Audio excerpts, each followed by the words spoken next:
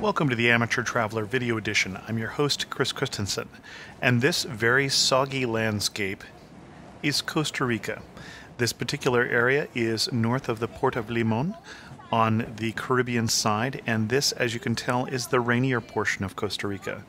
This is an eco tour, a bus and train and boat eco tour. You can hear the guide in the background talking to us about what's going on. This trip was booked as an excursion through Holland America Line during a cruise to the Panama Canal. This particular landscape you're looking at is after 2 days of continuous rain, but we're talking about an area that does get many inches of rain a year. It gets over 300 inches of rain a year, and so when you're traveling to this area, it may in fact rain. It rains almost every day, which came as a surprise to some of the members of our tour who complained that they went to a rainforest and it rained. Some expectations needed to be reset. But because this is a rainforest, it is a very lush area.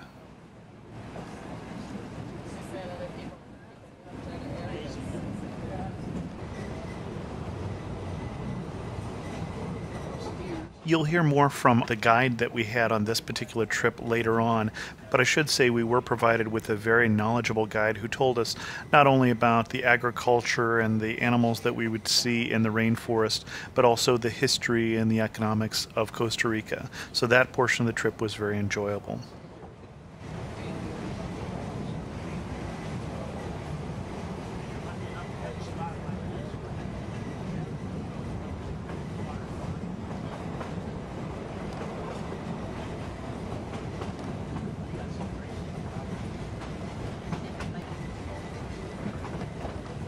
This is a major agricultural area, and what we're looking at now is a banana plantation. Each of these is a banana plant, and the stalk can bear one bunch of bananas before it is cut down, and I believe that the roots can handle up to 3 or 4 stalks. The blue plastic bags you're looking at is a banana bunch. They put these plastic bags over it while the banana bunch is still small to protect it from pests.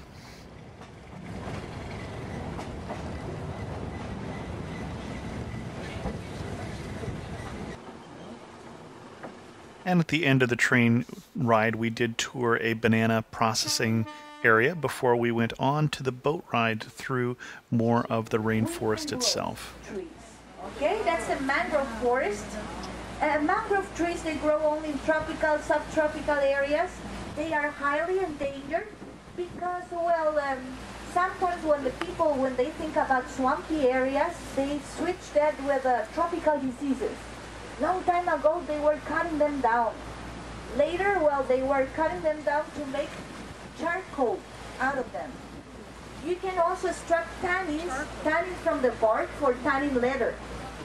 It's right here, to our right-hand side, standing on the grass. It's the smallest heron we protect here in this area. It is called the green heron. Nurseries or plantations, and we're exporting a lot of them as ornamental plants, like for example the beautiful philodendrons or monstera, bromelias, orchids, ferns, different species of ferns. So if you look very closely at the right-hand edge of this palm tree, you'll see that's a row of bats that are clinging to this palm tree. That's not part of the bark.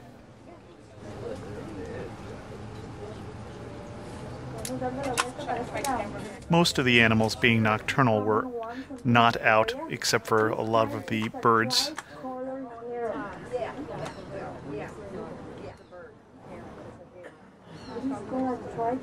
And this particular river we're cruising down is actually paralleling the shore, and on our left-hand side is a rainforest and a preserve.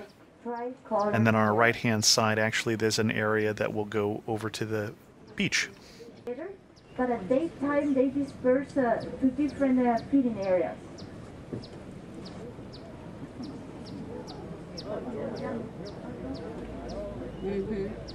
The name of the tree, and these are the flowers. You can smell them.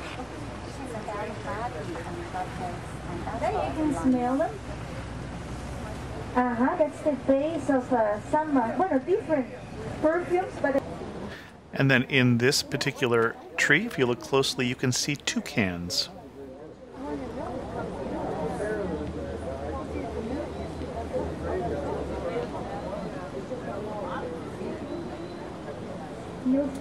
There you go, there's the toucan. Yellow-breasted, big pea, curved one. Two of them. Living organisms and they find in the water.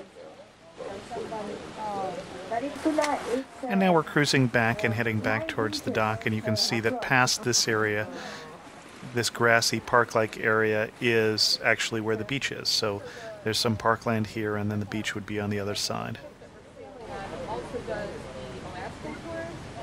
Side with beautiful light green leaves and some green fruit looking like a...